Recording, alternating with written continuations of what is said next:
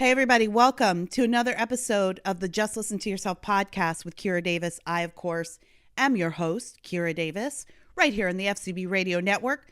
Of course, Just Listen to Yourself is a podcast where I take hot topics and I take all the talking points, or many of the talking points on those topics, and I draw them out to their logical conclusion.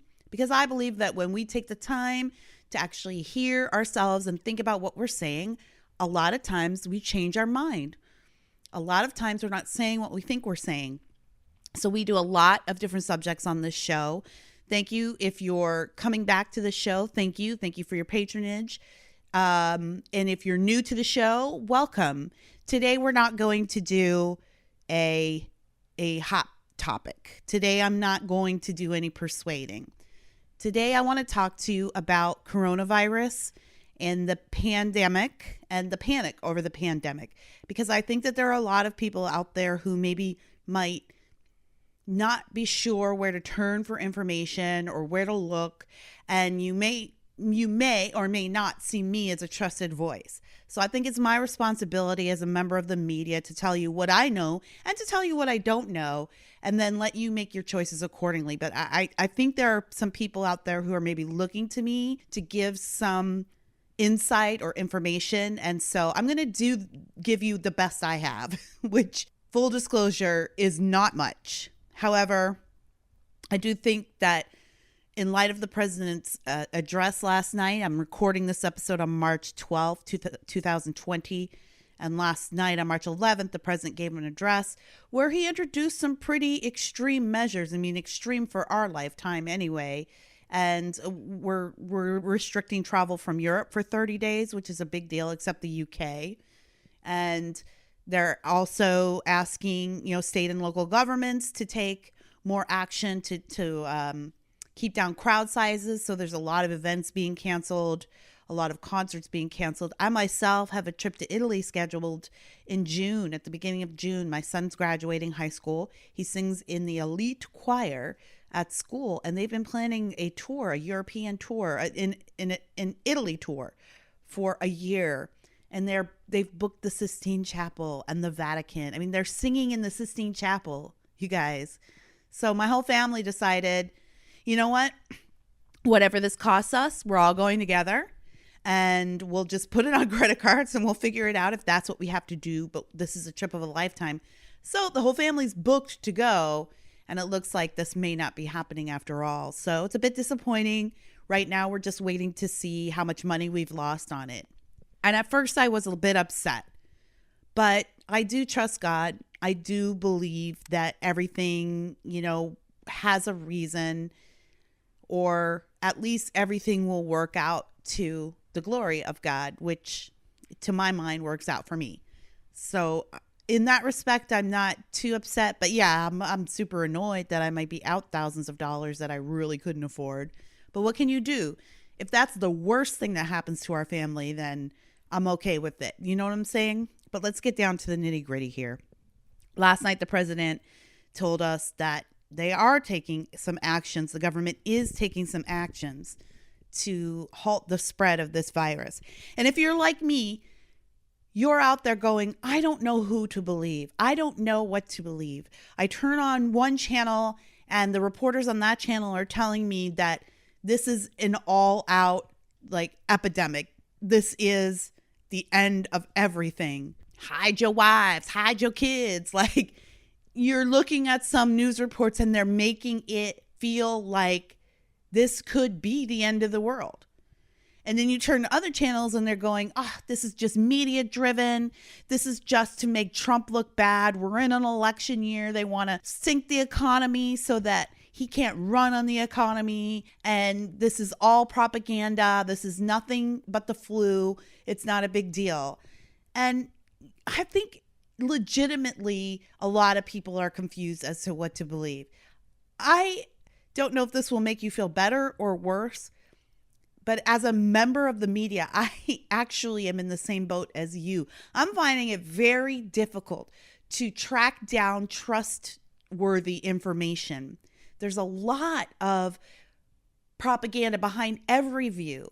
it's not actually out of the question to believe that there are some entities in the media who are experiencing glee at the thought of the economy crashing and Trump not being able to run on that. And so it's within their best interests to keep you panicked, to keep you thinking that Trump can be doing more than he's doing and that he's not doing enough. And so there is some kind of truth behind that, but there's also truth behind the fact that we should be prepared. We should not be so casual. This is very serious. We've watched what's happened in China as much as we can. They're a closed society, so it's really hard to get good information out of there. And that's the other thing that's scaring people. We know we're not getting all the information, and that's what makes people worried. We know we're not getting all of the relevant information. Some of it we will never have access to because this outbreak started in a communist country, and communist countries, by their very definition, clamp down on freedom of information. They don't allow for these things to get out. So it's a lot of innuendo, rumor, a lot of hearsay. It's just very difficult to know. I saw a tweet last night from Megyn Kelly, who used to be at Fox News.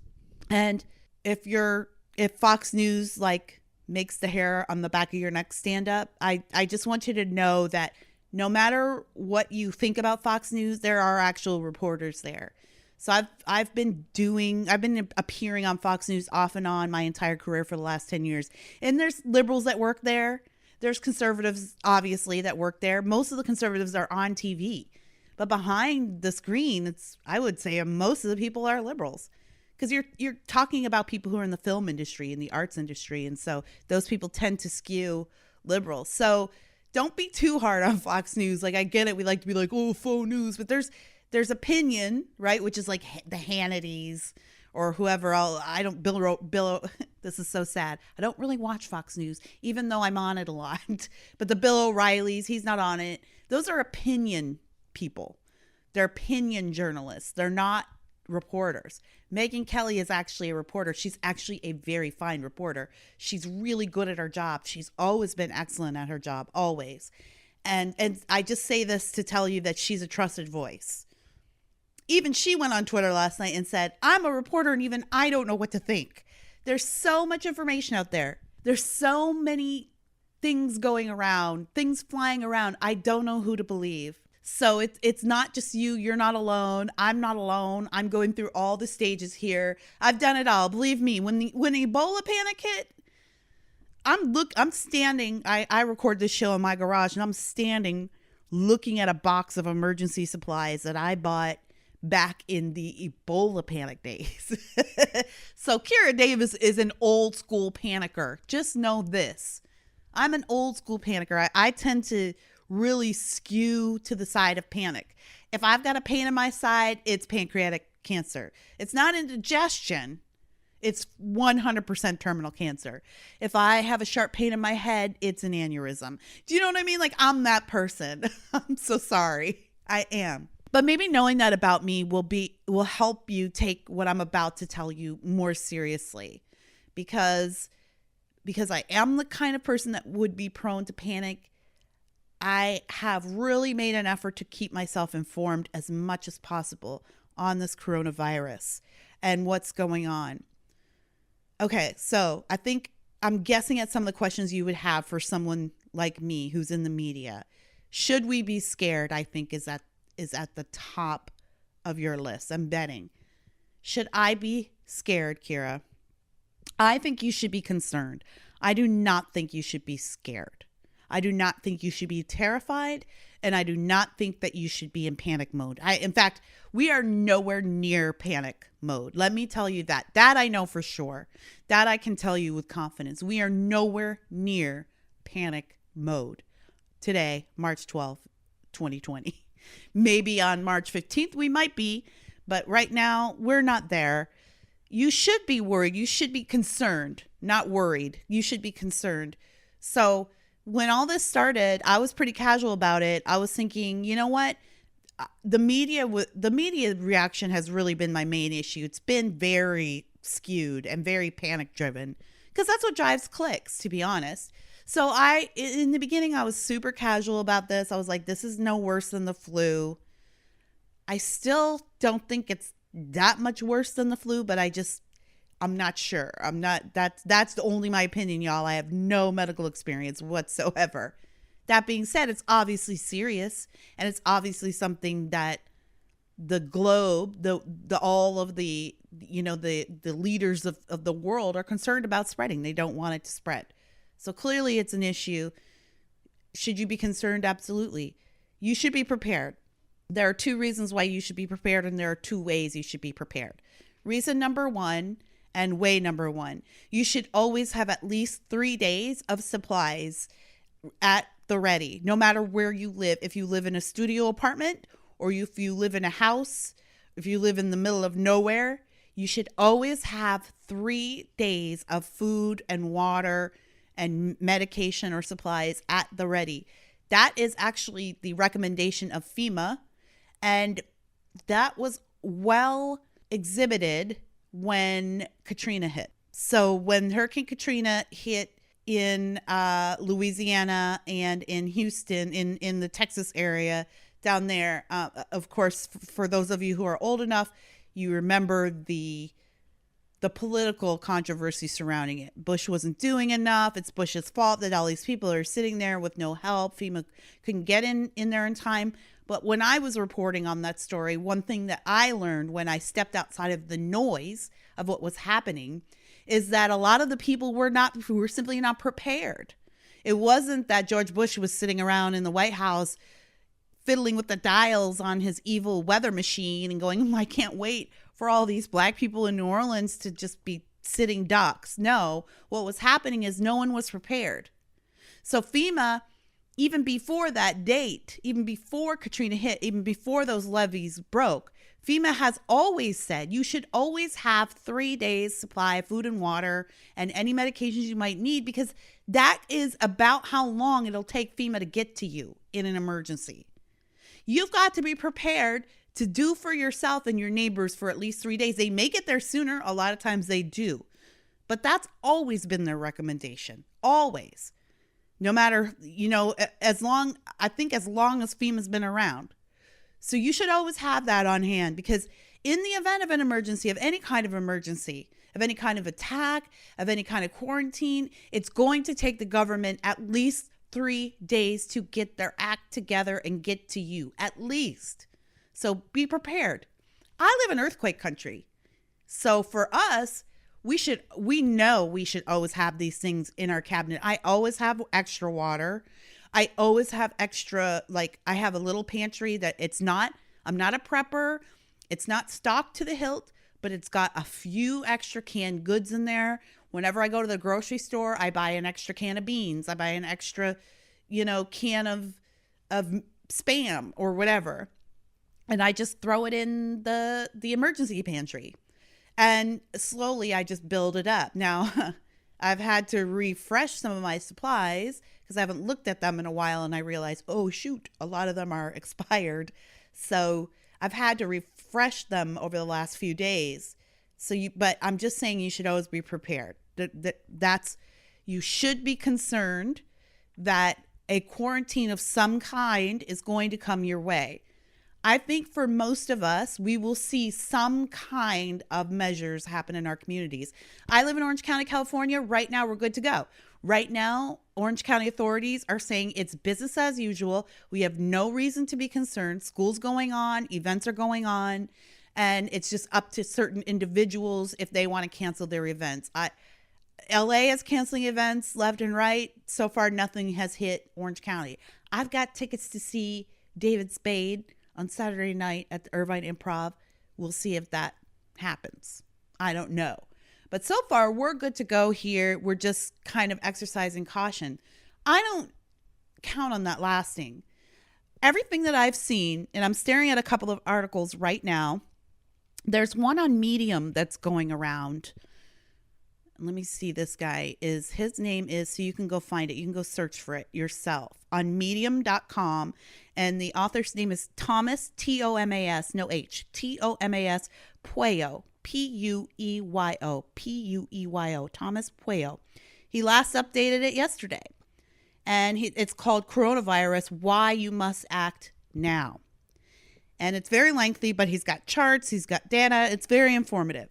Try not to panic when you read it, because he does have some interesting prognostications. And I can't discern for you, how much of his concern is based in science and how much is just personal. But there is really good information in there. But one of the things he says is that looking at the numbers and looking at the way these things spread, like the flu is a big indicator for us. The flu, all the information we've gleaned over the years from the flu, particularly the Spanish flu and how that hit the globe in 1918 and 1919, has actually been very helpful to us. So we're able to predict models based on what we've learned from the past. So, but basically what he's saying is, look, this is, whether or not it's bad or worse, this is coming to an area to you no matter what, because we're a very mobile society. We should expect that this is coming. You should be prepared for some kind of quarantine. It might not be being locked down in your house. In fact, I'm willing to bet that's like kind of a last resort thing. You just being locked in your house by the government for 3 weeks. But you may see other types of quarantines, less extreme types of quarantines, like what they're doing in that suburb in New York State right now, where they've put a quarantine around a small suburb. They've had a rash of outbreaks there. People can still come and go, but they've got checkpoints. They're doing health checks. They're making sure that, they're where people are going, what they're doing. They're making sure to screen the things that are coming in and out. And it's basically non-essential, or only essential personnel to come in and out of that suburb. It's a 3-week quote quarantine. And the idea is to just sort of cap their outbreak. And I think it's not a bad idea. At first, I thought it was crazy because I'm like, okay, this is scaring people. And I think the panic can be worse a lot of times than the actual epidemic. And so I was thinking maybe it's an overreach, but I've been doing some more research and perhaps it isn't. So you should be prepared for some type of quarantine like that. Maybe school gets let out and you've got your kids at home for 3 weeks. Some colleges are already doing that. They're just canceling classes till the end of the year. They're almost at the end of the year anyway, and they're just canceling the rest of the year. It may be a quarantine to where there's no more gatherings of more than 250 people. That's what's happening right now in the state of California and in Washington. No more gatherings of more than 250 people, which might affect my David Spade show on Saturday. We shall see. So you might see quarantines like that. You might see quarantine, and those types of quarantines may make things like the supply chain a little wonkier. So you might not be able to walk into the grocery store and get everything you want. I'm sure the grocery store will have some things and the government will fill in the gaps.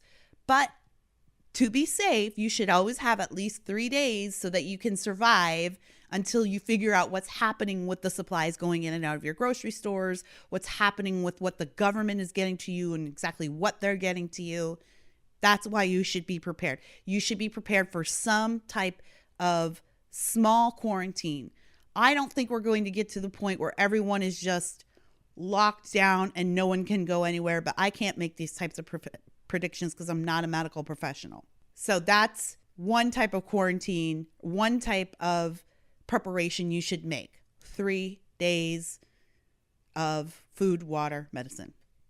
The other type of event that you should get prepared for is a longer quarantine, is the quarantine where you'll get locked down in your house for 3 or 4 weeks. I don't expect that to be coming. That's quite a drastic step. If that happens, that tells me that there definitely is a lot about this virus that the government is not telling us. However, from what I've been reading, it would not be that crazy of an idea. I will give you this article from history.com. A friend shared it with me. It's really good. It's about the Spanish flu. Just look up Spanish flu, history.com. It's a great little article on how the nation dealt with the Spanish flu, which, as you know, killed, I think it ended up killing 675,000 Americans, and globally it killed 50 million people. So it was a very serious outbreak. And even in 1918, we still had some kind of idea about how things spread and what we should do. And so there were different cities who just went into full lockdown. Some cities went into full lockdown and some just refused. Some cities did what we're kind of doing now, which is closing theaters, close big public events, encourage people to wash their hands, encourage people to be less mobile if possible. And it did what they call, it flattened the curve. And that's what we're doing right now. That's what President Trump was talking about last night. He didn't use this term, but this is exactly what they're doing. They're flattening the curve. There will be a swell. You just can't avoid that. In any kind of infectious situation, there will be a swell of infections. There will be a swell of sick people. But you can flatten that by taking necessary precautions, even precautions that seem a little weird or scary at the time. So there were cities like Philadelphia that refused to do it, and they were hit hard. They lost a huge amount of their population because they could not cap that swell in time.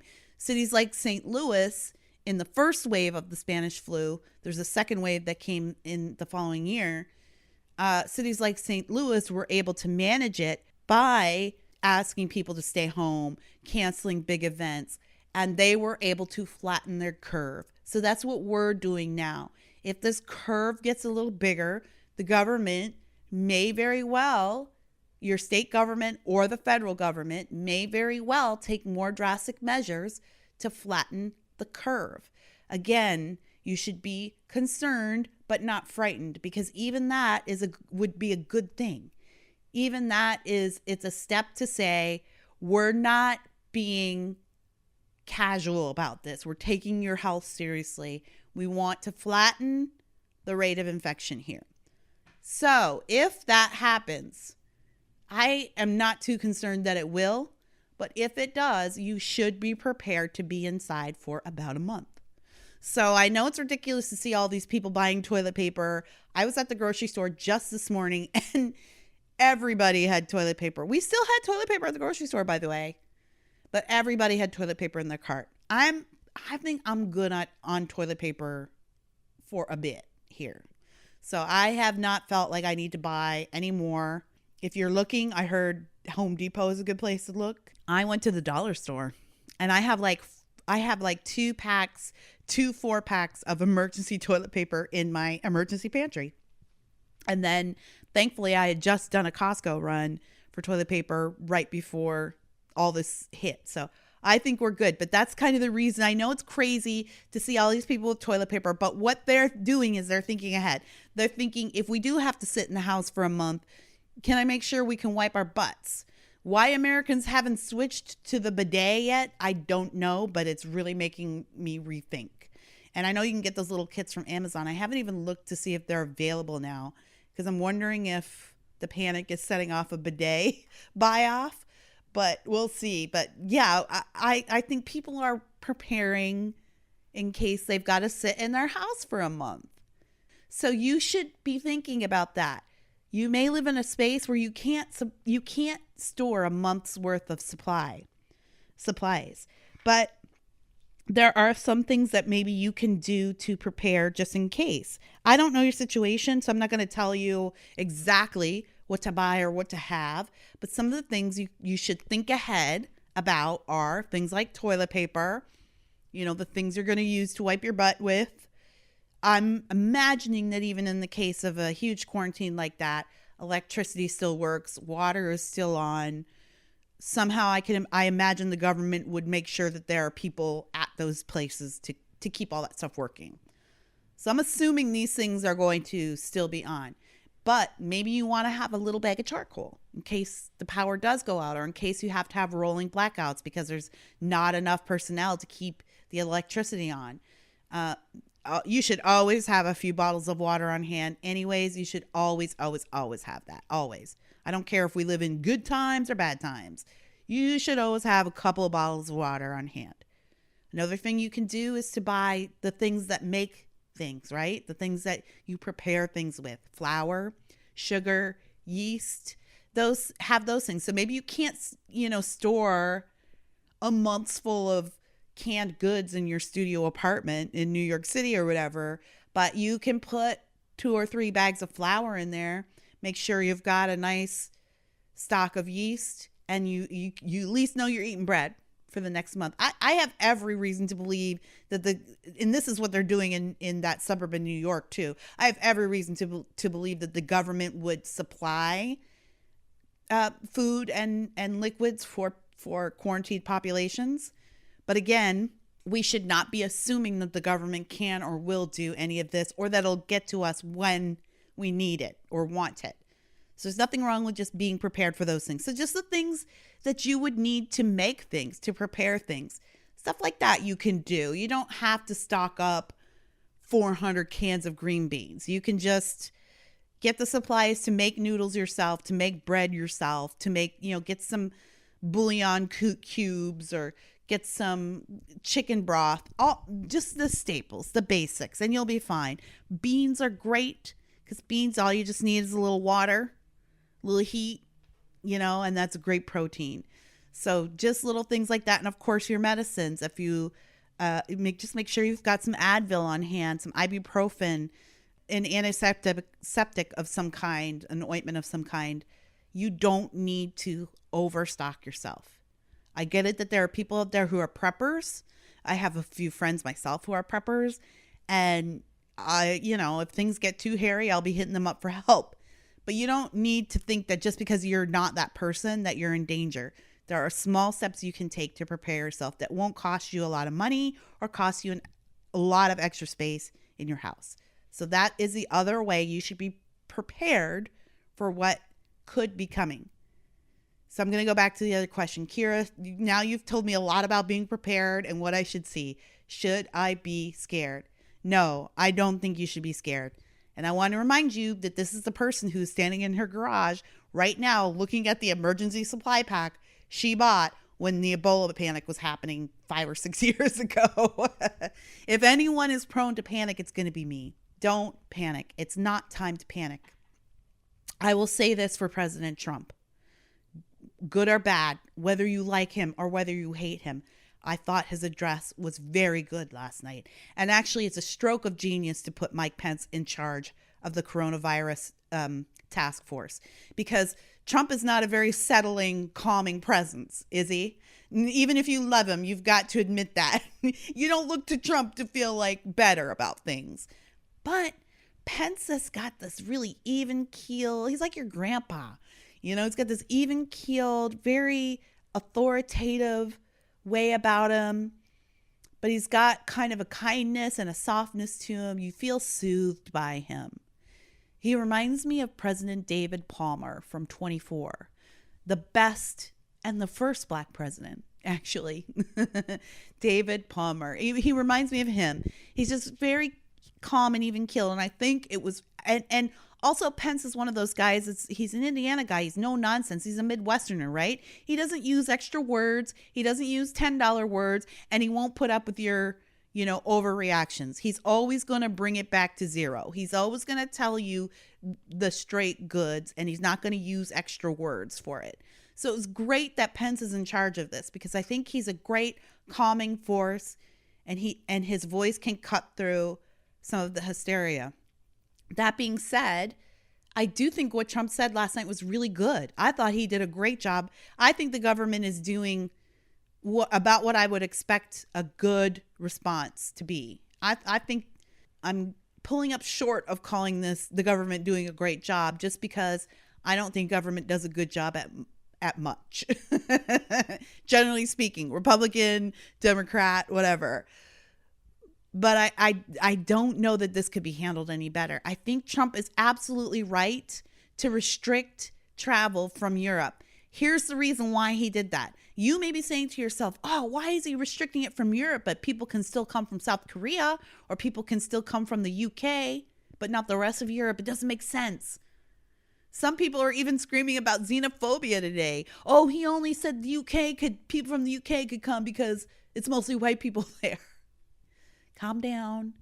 No, what's happening with that is that Trump is restricting travel from countries that did not respond quickly enough to the outbreak. So any country that wasn't limiting travel to and from China quickly and right away, that's who he's concerned about. So the UK was on top of the problem pretty much from jump when they started to notice the issue that they restricted travel to and from China. Italy didn't. And Italy also has a lot of China. For some reason, there's a surplus of Chinese visitors to Italy. They've been buying a lot of property in Italy. I think Italy is one of those nations in the UK, in the European Union that is in a lot of debt. Greece is the other problem. And so those countries are more inclined to take foreign investors. So Chinese travel to Italy, I guess, has been far and above what it is in the rest of Europe. And that's why they, A, didn't restrict it right away because they had too many investors, and B, that's why they're suffering more greatly than their other neighbors. So Trump is doing the right thing, and the Trump administration is doing the right thing. They're not panicking and saying no travel anywhere. That kind of sets the world into chaos. Once we do that, that will set everything into chaos. And I know the markets are dropping today, and they're going to, they're going to be volatile for a while we take care of this. But that was the other thing he said that really I think was the right thing to say, and that I trust him on. And what he said is, this is a moment in time. This is a moment in time. This is not the rest of our lives. And I for 100% believe that. And we know that just by looking back to see what happened in 1918 in the Spanish flu, right? It did change society in a way. It did change how people related to each other. And it also changed how we view our public health and what we provide for ourselves and each other public health wise. But we're not some third world country after the Spanish flu. I mean, we're a superpower. So we recovered from that, right? It was a moment in time. And we are infinitely more prepared for health disasters in 2020 than we were in 1918. Trump is absolutely right. This is a moment in time. And I know if we can help ourselves, if we can help each other get through the next 30 to 60 days without setting the world on fire, I think we're going to be fine. I really, truly believe that. And I don't just believe it in my heart. I believe it based on the information that I've been seeing, which again, there's a lot of conflicting information out there. And so you're having to, some of this you do go on faith. Some of this you are having to go, well, I'm going to trust this source, but not that source. Again, I'm not a medical professional. Take my opinion for what it's worth.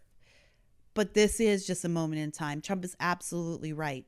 So think of it that way. We have the means to survive this. And if each one of us individually takes it upon ourselves, not to panic, but simply to prepare and be flexible, we're going to get through this. We're going to get through this.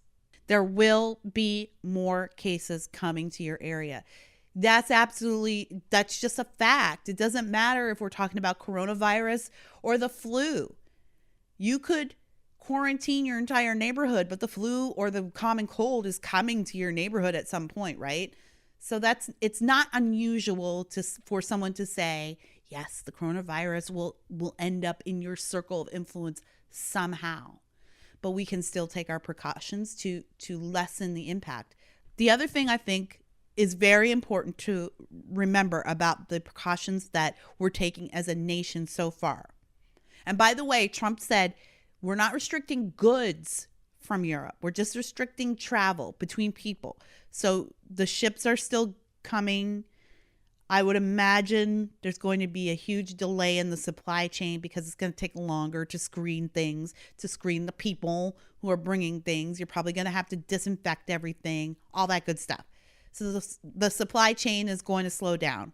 No doubt about that. But what they're doing is they're protecting our vulnerable population. These quarantines, these travel restrictions, these warnings, they're not for you. If you're listening to this and you're in your 40s, like my age, if you're a teenager, if you've got small kids, this stuff is actually not for you. What we're doing is we're protecting our vulnerable population. And that's what the president said last night. And the vulnerable population is anyone who is disadvantaged by an immunodeficiency, or anyone who's elderly. This doesn't seem to be affecting children at all. I think I've heard of 1 or 2 cases that have infected children, but they've survived. The survivability rate of this is something around 97%, something like that. 3% to 4% death rate for a disease like this, for what we know about the disease, a disease like this, from what I can tell, is actually a lot. That's actually a huge death rate, considering modern healthcare. But in the scheme of things, obviously it's not the way some people are thinking, which is like, it's going to be 50%. It's going to be a 65% death rate. No, actually it'll probably be at its worst, at its peak, around 3 to 4%. So Trump, or the Trump administration, is saying, look, we're not panicking. We're protecting the vulnerable population. So look at all these measures as not, oh God, it's time to panic. We're really in trouble. The government's not telling us everything. Look at it more as the government is taking extreme measures because we don't want our vulnerable populations to die. We want to do everything we can to protect our grandparents and the elderly in nursing homes, and those of us who are fighting diseases like cancer or lupus, diseases that weaken our immune system, or HIV. We want to protect those people. We're doing the right thing in protecting those people. So that's the other reason why these things are happening. And I find that comforting, actually. I find that comforting. Here's another reason why you shouldn't panic.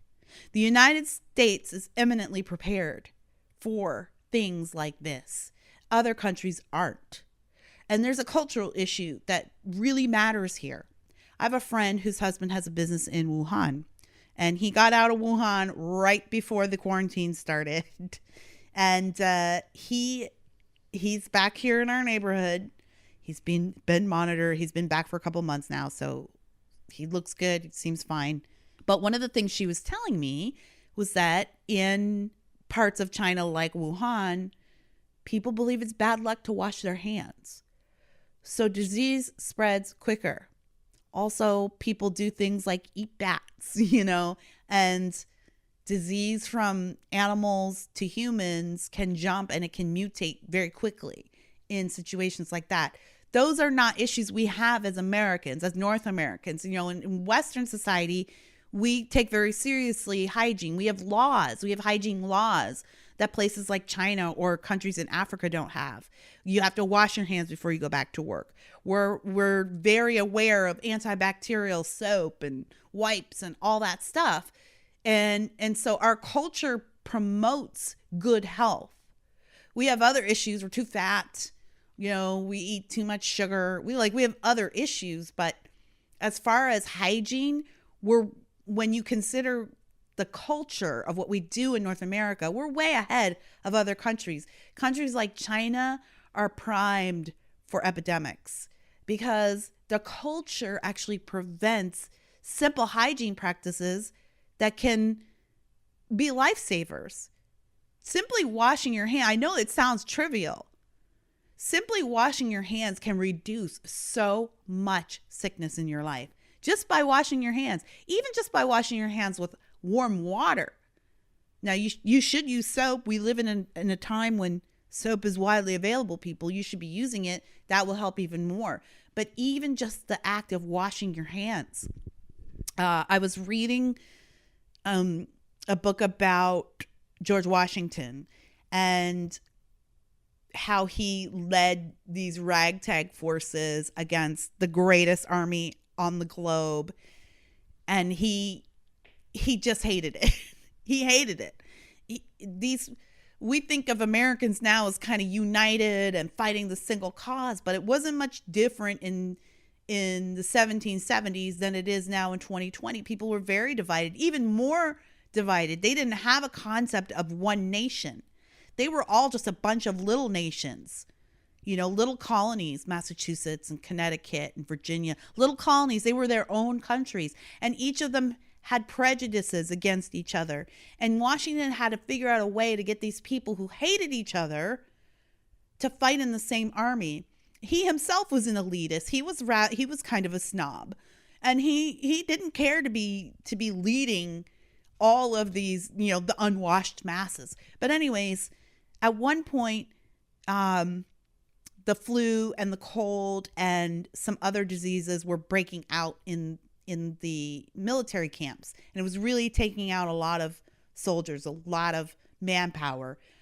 And even though he didn't have any science behind it, George Washington had an inkling that simply washing would help. But at that time, society, washing was a luxury, right? You didn't to have to drag out water. Like, water was valuable, not because it wasn't available, but because it took a lot of work to get water to where you want it. You had to drag it up from somewhere, a well, a river, a pond. So people didn't value washing as much. But George Washington had the idea that if these men would just wash their hands and wash themselves once in a while and not feed their horses from the same plates that they're eating off of, we could stop the spread of whatever this is going around. And a lot of people laughed at him. They thought that was a joke. They thought he was just being a snobby Virginian. But once he made it the rule, sickness was like cut in half across the camps. So there's real value in just washing your hands. You know what I mean? We live in society where we value that. I was talking to another friend who has been a missionary in Africa off and on for her whole adult life. And she lives here now in California, but she was saying, I was talking to some of my friends back in Nigeria and Kenya, and they were saying they're very worried about coronavirus because, once again, they're living in cultures that have a different ethic and value than we do in the Western world. And for them, same thing, certain hygiene practices like washing your hands or getting preventative shots or taking preventative medicines, to them, that's witchcraft. To them, it's bad luck.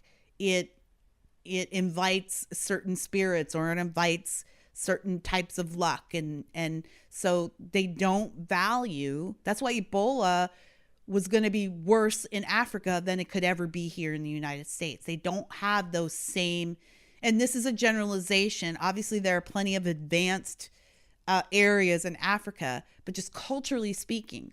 So this is another reason why it's not time to panic. You shouldn't be panicked. You should be concerned, not worried, and not panicked. Because we actually live in a society where we value the hygiene practices that do slow the spread of a lot of the diseases that other nations deal with on a daily basis. We have indoor plumbing, which is huge, which has changed the health prognosis of the West in ways we'll never really understand. Just the fact that we can flush our waste away from us is a huge deal when it comes to our health. We are eminently prepared to weather a disaster. And this is by no means yet a disaster, by no means. But it's important for y'all to remember this also. This is what I want you to know. You have a responsibility for your family and yourself and your neighbors to be prepared for anything. You should not ever take it for granted that the government's going to be there for you. You should never take it for granted. We do, and that bothers me. That's why I left the Democrat Party and I'll never be a socialist, because both ideals of government depend on the government being the most important entity in your life. And I think that's dangerous, because once you get a whole population of people to depend on the government, they stop depending on themselves and stop depending on each other. Do not depend on the government to be there for you when you need them.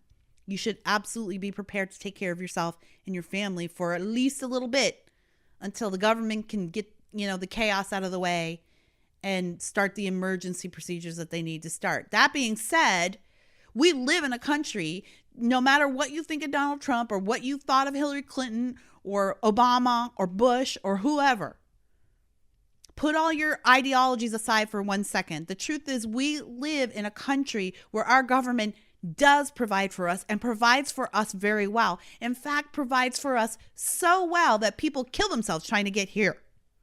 We spoiled Americans like to complain about, Americans, we're the worst. we're xenophobic or we're racist or we like to complain because complaining sounds cool and it's virtue signaling. It makes us seem like we're very aware of our privilege and therefore we should hate ourselves. But absolutely not. We should not hate ourselves. Let's give ourselves a pat on the back. We're friggin' awesome. If you're going to survive a global pandemic anywhere, folks, it's here. It's here. Is there some other country you'd rather be in right now? Is there? Not me. Definitely not me. Don't say Canada. Do not say Canada because they got the socialized medicine up there. I know what you're thinking. Oh, socialized medicine. They've got socialized medicine. If everyone gets sick, they get to go to the hospital. No.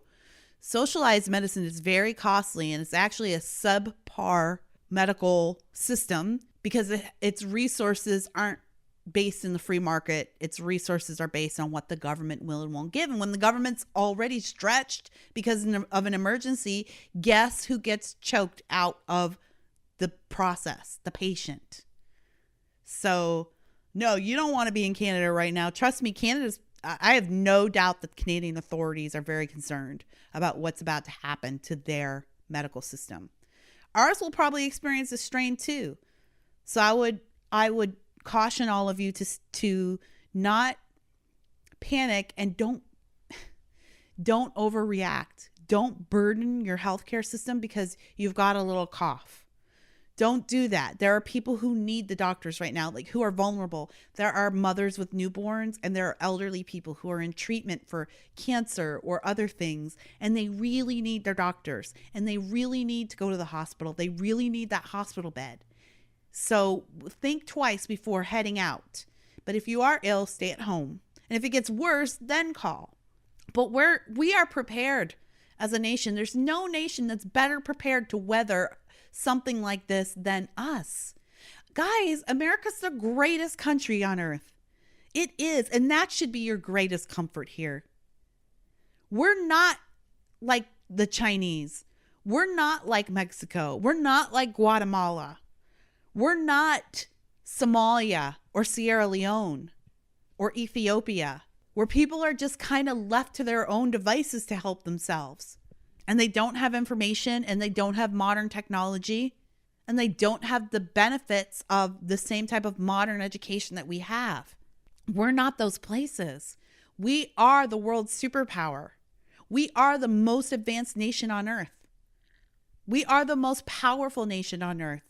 We're not going to get knocked over by a pandemic. That's a prediction I'll make. We're not there. I don't think everything I'm seeing, even the worst predictions, even that article I quoted at the beginning of the show on medium.com, even the most worrywart, panic-inducing articles that I've read are still not saying, we're not even going to be close to Spanish flu numbers. Even those predictions aren't saying that this is going to collapse society. Absolutely not. So in that respect, I can guarantee you I've not seen any information that leads to that conclusion. Even the worst of predictions is saying we're looking at a 3 to 4% death rate. Maybe we will see in the hundreds of thousands, which is still a lot, not to dismiss those who have passed from this disease or who will be affected. But if you're sitting here thinking this is the end of society as we know it, no, not even the worst predictions are saying that. So rest assured, you are in the right place to weather something like this. So what do? You get prepared, you keep yourself informed, you keep your family informed, wash your hands. I know it sounds silly, but it protects all manner of things. Even by washing your hands, it reduces flu and cold. And you want to reduce those things because if you get the flu or you get a cold and coronavirus comes, then you are vulnerable. So you don't want to be sick in any way, so keep washing your hands, keep doing those things. You don't need to make a run on Clorox wipes. You don't. Get a little bit of bleach, be sensible, but I don't think you need to be stocking up for months and months on Clorox wipes. Like, leave some for the rest of us. If you have masks, I don't think they're going to help, but you know who does need the masks? Your hospital, your doctors, because those people, again, they're around vulnerable populations. Again, this is what Trump and the administration are trying to protect, our vulnerable populations. And when they don't have masks to protect the patients from what they might be carrying, because they're talking to all kinds of people, that puts everyone at risk. So if you've been hoarding masks and you have tons and tons of them, take them to your hospital. Keep a few for yourself if that makes you feel safe, but you don't need to hoard masks. There's nobody anywhere I can find on any side of the fence, be it don't panic or panic all the way, that is saying those masks are going to help you. There's nobody. I know we see Asians running around with the masks and the Chinese running around with those masks, and they've always done that. That is another part of their culture. But there's no one that's saying that those masks are going to really help you. But they will help the vulnerable populations in the hospital. So don't hoard them. And if you have been hoarding them, take them down to your local hospital. There's a shortage now. So don't be that person. What would Jesus do with his masks, y'all? Okay, I think I've done it. How long is this podcast? Woo, almost an hour on the coronavirus. I hope that I've given you some measure of comfort and some action items to take to feel like you're doing something. I think as long as you've got supplies at your grocery store, don't panic. Don't go out and overbuy, but like every trip, just get an extra can of something, get an extra bottle of water, get, an extra bag of beans or rice. Just that's the kind of preparation that you should be doing, not all out hoarding and prepping. Make sure that your elderly relatives are comfortable and cared for. Make sure that you've got your medicine on hand. If you can stock extra medicine, do that. Just in case. Again, just in case you just can't get out for a few days or a few weeks. And just be sensible. But you guys, honestly, again, one more time, I will point out that I am the woman who freaked out over Ebola and still has supplies in her house from the Ebola panic. I'm telling you that we are not at panic time and we're going to be fine. I genuinely believe that. And some of you out there may lose family to this vulnerable family if their immune systems are compromised. And I don't want to make light of that or seem very casual or insensitive about that. But if you're worried that this is the end of America and society as we know it, absolutely not. In no way do I think this. And I do think the Trump administration is doing the right thing. I've not been sure up to this point, but watching the president last night and with everything I've been researching myself and just what I know from past epidemics, I think we're doing the right thing here. And so we're going to flatten this curve. It's going to hit, but it's not going to hit as hard as it could have or as hard as it will in other nations. Some of you are going to have to cancel travel plans. I've had to do that. And I've just made my peace with it. And I've made my peace that I may be out thousands of dollars that I can't really afford. I've made my peace with it. At the end of the day, I had a friend yesterday who was like, she was on Twitter last night. She's like, guys, I have a flight to Jamaica in 13 hours. I've been planning this family vacation for months. What do I do? And then at the end, she was just like, we just canceled. Thankfully, Delta Airlines was very kind in rebooking or doing whatever they did for her. And, at the end of the day, it was all about precaution. And so some of us are going to have to eat some losses. The economy is going to take a hit. We're seeing it in the stock market.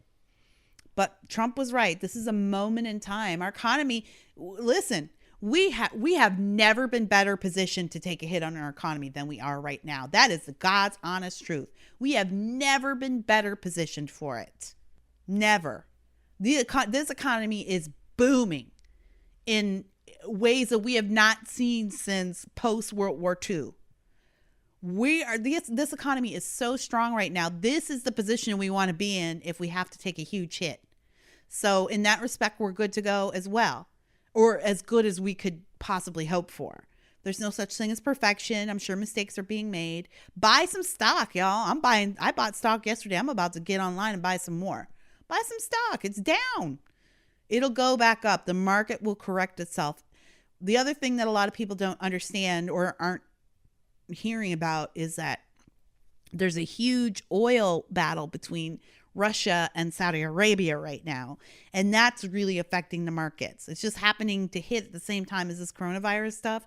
But the stuff between Russia and Saudi Arabia is really having an effect on the markets.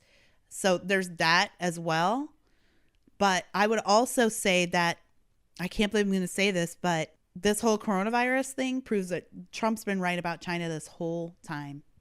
He's been right about China this entire time. We should never have been depending on their economy so much, because now that China can't deliver our goods regularly, can't make our goods the way we need them to, has their population on lockdown, our economy is suffering because of that. We have depended too much on the Chinese economy. It's brilliant. It was a stroke of brilliance for Trump to go to India last month and start making trade deals. India has a population of 1.5 billion people. We don't need China. And India is not a communist country.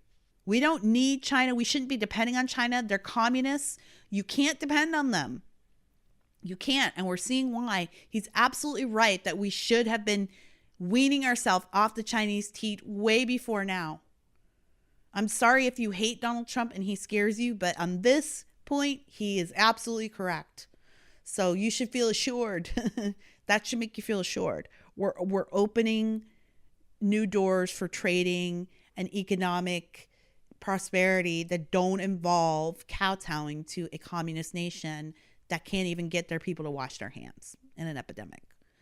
We're in the best situation we could be in right now. I really do believe that. It's not panic time. You're going to be okay. I'm going to be okay. We're all going to be okay. We're just going to have to ride out the uncertainty for a month or two. We're going to see this thing crest, and then it's going to fall off, and we'll learn a lot. In the meantime, be good to yourselves. Be good to your neighbors. Be good to each other. This is a wonderful time for us to prove our American spirit and our American resilience. And hey, since you're stuck at home, why don't you, listen to some back episodes of Just Listen to Yourself. You got nothing else to do, right? Sit around the fireplace, sit around the barbecue and listen to yourself. This is a great time to be in the telecommuting business. That's for sure. Okay, guys, I've talked long enough. I hope I've given you some cause to feel at least a little bit better. We're all going to get through this together. I promise. And don't forget, every once in a while, just stop and listen to yourself. I'll talk to you next time.